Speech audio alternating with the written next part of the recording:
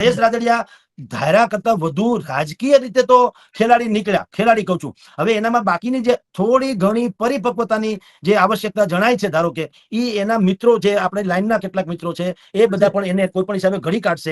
એકનું નામ છે નરેશભાઈ પટેલ, બીજાનું નામ છે ખુદ ગબ્બર અમદભાઈ, આપડા અમિત શાહ. આ તમને કહી દઉં, નામ શું કામ ન લેવું, એમાં હું જે છે એ છે.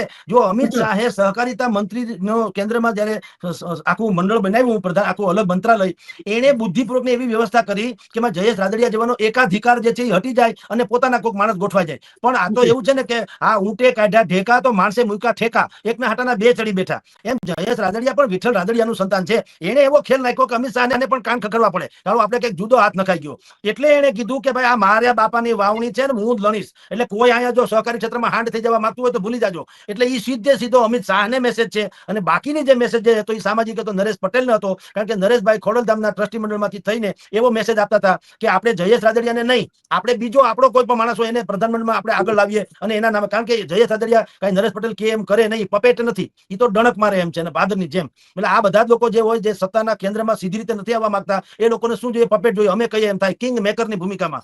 તો નરેશ પટેલને પણ અને અમિત શાહને પણ નામ જોગ જ કહું છું, બેયને આને મેસેજ આપેલો કે કોઈ જો એમ માનતું હોય કે અમે અહીંયા ખીચડી રાંધેલી ખાઈ જઈએ તો તમે ભૂલી જાજો, આમાં અમારા બાપ દાદાએ પ્રાણ રેડ્યા છે. એટલે આમ બેયને ચોખ્ખે ચોખ્ખા નામ જોગ મેસેજ આપ્યો. અને એમાં નરેશ આપણે ભાઈ અમિત શાહ વધુ ચતુર નીકળ્યા કે એને નરેશ આપણે જયેશભાઈ પટેલ જે છે એની સક્ષમતાને સ્વીકારી લીધી.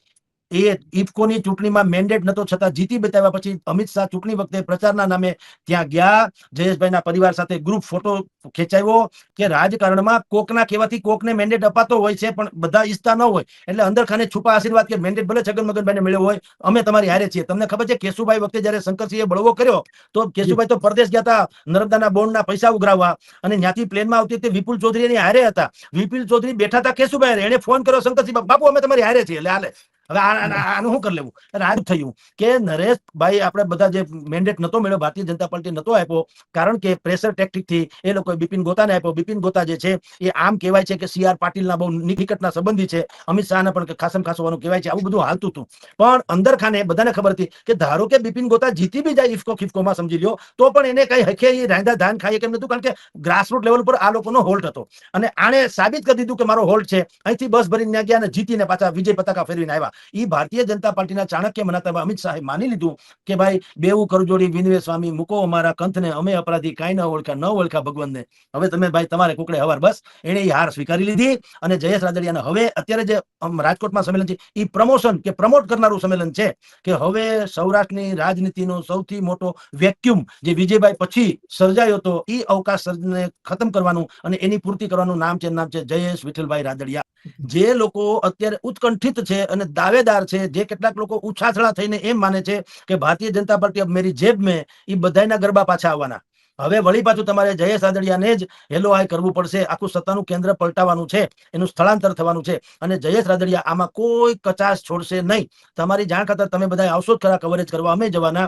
આપની જાણ ખાતર આપણે નજીકના ઇતિહાસમાં ન જોયું હોય એવું વિરાટ સંમેલન યોજી અને જયેશ રાદડિયા સાબિત કરી દેશે કે સૌરાષ્ટ્રની રાજનીતિમાં હવે અમે હમ જહાં ખડે રહેતે हैं લાઈન વહાં સે શરૂ હોગી. અને આ સભાના પડઘા મેં કીધું તેમ દિલ્હી સુધી સંભળાવવાના, લખી રાખજો. કારણ કે આ અહીંયાથી જ એનું બીજ રોપાશે સૂચિત પ્રધાનમંડળનું અને સૌરાષ્ટ્રની રાજનીતિનું. પણ હવે જે એપી સેન્ટર ફરવાનું, સત્તાનું એપી સેન્ટર ફરવાનું અને હાઈકમાન્ડના વિશ્વાસુ પાત્ર કોણ, એનું જે અત્યાર સુધી જે પણ જૂથનું હાલતું હતું, હવે જે ફરવાનું છે એનું પણ તે દિવસે ત્યાં ઉદઘાટન થવાનું, આપની જાણ ખાતર. એટલે રાજકોટની જે સભા થવાની છે, સાધારણ સભા, એ તમામ અર્થમાં કહું છું, સહકારી નહીં સરકારી પણ, સહકારી અને સરકારી બંને અને સામાજિક ત્રણેય રીતે તમને કહું તો આ સૌથી મોટું જેને કહેવાય યુ ટર્ન કહી શકાય, ટ્રીમન્ડસ દિશા સિંધનારું. સ્વાગત છે તમારું જાગૃત નાગરિક ગુજરાત રાજકારણમાં. જય હિન્દ મિત્રો, આજે વાત કરવી છે ગુજરાતની રાજનીતિમાં એક એવા મુદ્દાની જેના કારણે રાજકીય વર્તુળોમાં ચર્ચા ગરમાય છે.